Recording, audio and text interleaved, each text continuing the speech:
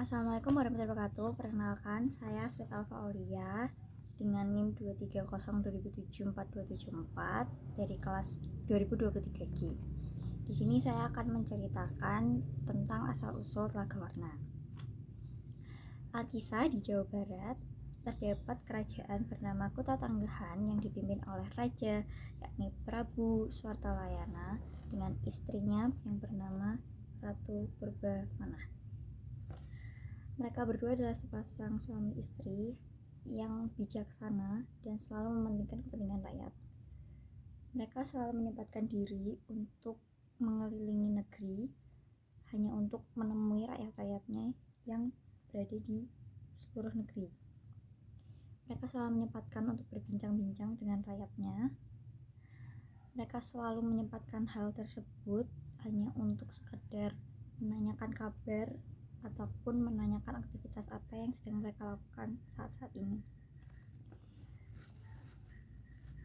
Pada saat itu kebetulan Prabu menemui seorang anak dan bapaknya yang sedang bekerja di sawah.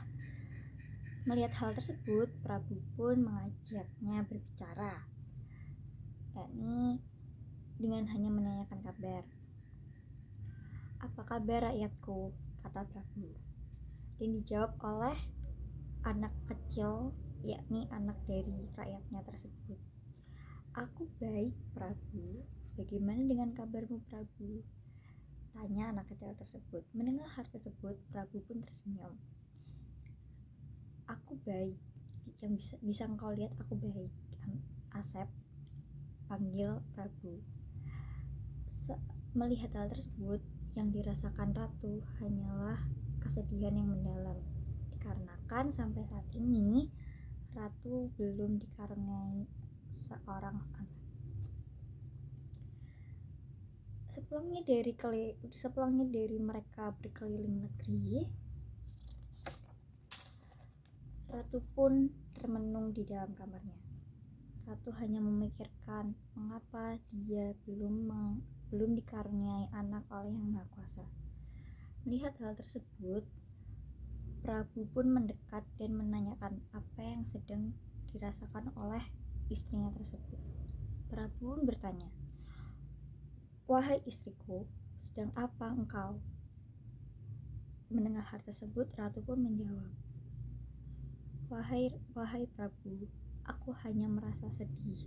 Sampai saat ini, aku belum dikaruniai anak oleh Yang Maha Kuasa." Mendengar hal tersebut, Prabu hanya bisa terdiam dan termenung, dikarenakan Prabu pun juga tidak tahu mengapa sampai saat ini beliau juga belum dikaruniai anak. Mendengar hal tersebut, yang bisa dilakukan Prabu hanya menenangkan istrinya dengan cara memberikan kekuatan untuk saling menguatkan. Keesokan harinya, Prabu dan Ratu pun menemui Patih. Patih mereka pun mengatakan bila saja bagaimana kalau Prabu dan Ratu itu mengadopsi anak. Tetapi Ratu pun membantah dengan keras. Ratu tidak mau mengadopsi anak dengan mengatakan, "Aku tidak mau mengadopsi anak, aku hanya ingin anak dari rahimku sendiri." Mendengar hal tersebut, raja pun hanya bisa termenung lagi dan lagi. Akhirnya, raja pun menemukan ide, yakni bertapa di tengah-tengah hutan yang sangat lebat. Raja pun memutuskan untuk bertapa dan meminta kepada Tuhan Yang Maha Esa untuk segera diberikan momongan secepatnya. Berhari-hari, berminggu-minggu, berbulan-bulan ia lalui dengan bertapa. Alhasil, selepas dengan lamanya bertapa, Prabu Swartalaya ini menghasilkan berita yang baik, yakni dengan hamilnya atau dengan berita baiknya adalah Ratu mengandung anak mereka. Berbulan-bulan ia lewati dengan senang karena menunggu kelahiran anaknya yang dia dambakan selama ini. Lalu lahirlah seorang putri cantik bernama Gilang Rukmini. Dia adalah putri satu-satunya yang dimiliki oleh kedua pasangan ini. Mereka benar-benar sangat menyayangi putrinya tersebut, dan rakyat pun yang mendengar hal baik ini merasa sangat bahagia karena akhirnya mereka bisa melihat putri yang mereka dambakan selama ini. Selang beberapa waktu, beberapa tahun pun dilewati sampai akhirnya Gilang Rukmini tumbuh menjadi gadis yang sangat cantik. Dia adalah sosok putri yang benar-benar mencerminkan putri, yakni putri yang cantik, lugu, dan molek. Tetapi di balik fisik yang bisa dibilang cantik ini, dia memiliki sifat yang sangat manja dan keras kepala, dikarenakan dia hanyalah satu-satunya putri yang dimiliki oleh Prabu dan Ratu. Sifatnya tersebut sangat menjengkelkan. Dia merasa semua yang diinginkan harus dituruti saat itu juga. Apapun yang diminta harus segera ada. Hal tersebut tetap dilakukan oleh Prabu karena Prabu merasa dia adalah putri yang selama ini dia dambakan. Jadi ya, Raja juga melakukan hal tersebut hanya untuk membahagiakan Gilang Rukmini, yakni putri satu-satunya yang dia miliki. Selang beberapa waktu, perayaan dimana yang Gilang Rukmini tunggu-tunggu, yakni perayaan hari lahirnya Gilang Rukmini pun terjadi.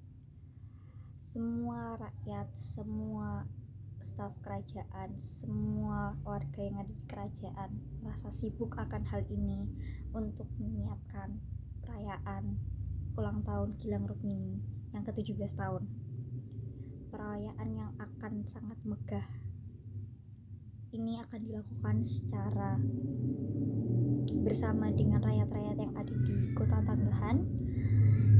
Dengan hal itu, semua rakyat pun sekarang merasa sangat sibuk dengan mengumpulkan beberapa hadiah untuk diberikan kepada putri tercinta satu-satunya yang mereka miliki di kerajaan tersebut. Melihat hal tersebut, Raja pun merasa senang karena dia merasa putrinya dicintai oleh semua rakyat-rakyat.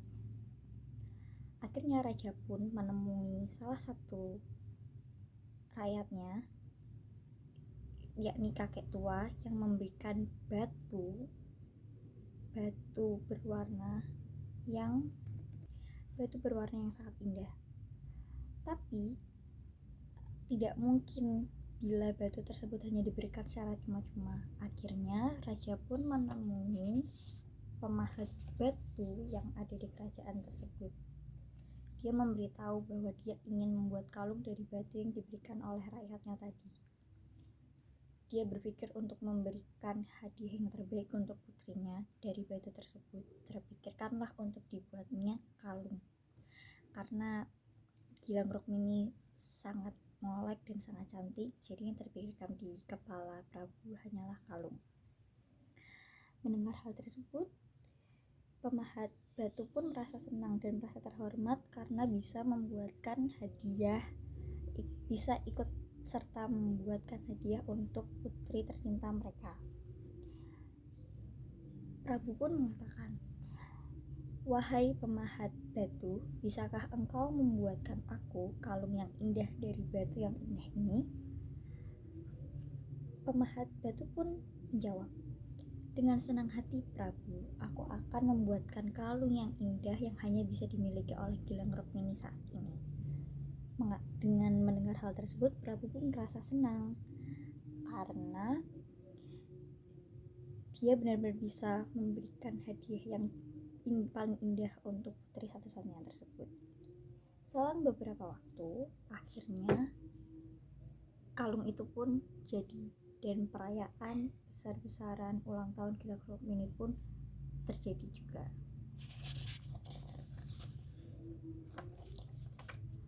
Pesta perayaan itu benar-benar meriah karena dirayakan oleh seluruh rakyat kerajaan Kota Tanggahan pada saat itu.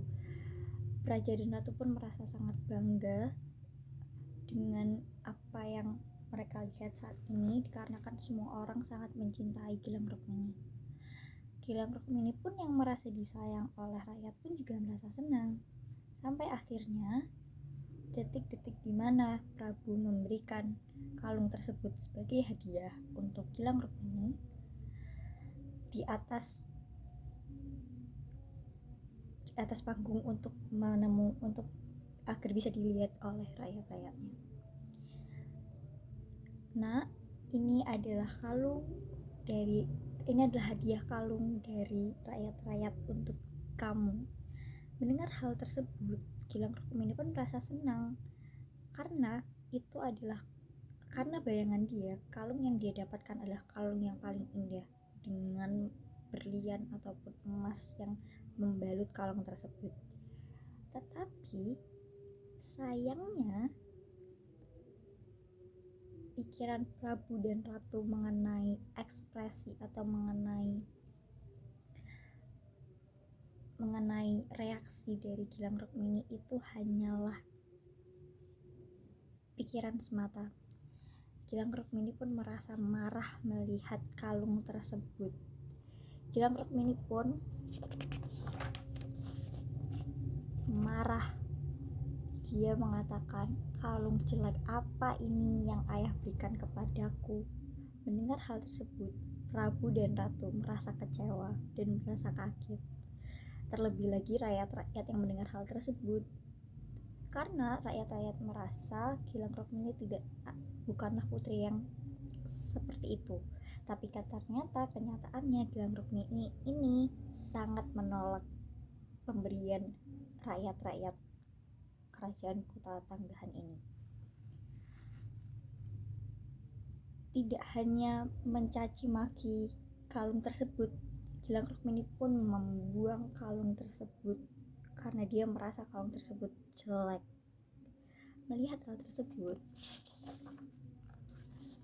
tersebut, Ratu Purbamenah merasa sedih. Dia menangis karena melihat perilaku putrinya yang tidak sesuai dengan apa yang harusnya putri lakukan. Bukan hanya Ratu yang merasa sedih, tetapi semua rakyat pun menangis melihat apa yang dilakukan putri tersebut. Seolah-olah tidak tahu apa yang dilakukan, putri hanya melengos pergi, seakan-akan tidak terjadi sesuatu. Melihat hal tersebut, raja pun ikut menangis karena dia tidak pernah membayangkan bila putrinya akan melakukan hal tersebut di depan semua rakyat yang ia banggakan. Setelah itu, di balik semua tangisan yang ada, muncullah air yang menggenang sangat banyak di sekeliling mereka. Air itu pun menggenang semua kerajaan, bahkan rakyat, Ratu, dan Gilang Rukmini yang berada saat itu. Benar-benar menutup semua kerajaan tersebut dengan air. Dan lalu air itu mengenai kalung yang dibuang Gilang Rukmini tadi, memunculkan cahaya atau warna dari batu-batu yang terlepas dari kalung yang dibuang Gilang Rukmini tadi. Terjadilah di mana terbuatnya telaga warna. Kenapa dinamakan telaga warna? Warna tersebut muncul dari batu-batu yang terlepas dari kalung yang akan diberikan kepada Gilang Rukmini. Melihat hal tersebut, akhirnya muncullah telaga yang berwarna di daerah tersebut yang menenggelamkan kerajaan, rakyat, Prabu, Ratu, bahkan Gilang Rukmini. Mereka benar-benar tenggelam, tertutup air, tapi ternyata air tersebut memunculkan warna yang sangat indah, yakni warna dari batu-batu yang terlepas dari kalung yang Rukmini buang tadi menjadi berwarna jika terkena pantulan. Maka dari itu, mengapa legenda ini dinamakan Telaga Warna karena telaga tersebut berwarna karena legendanya telaga tersebut berwarna karena munculnya dari batu yang terlepas dari kalung yang akan diberikan oleh Gilang Rukmini. Jadi begitulah asal usul dari Telaga Warna yang saya ceritakan. Bila ada kurangnya saya mohon maaf. Wassalamualaikum warahmatullahi wabarakatuh.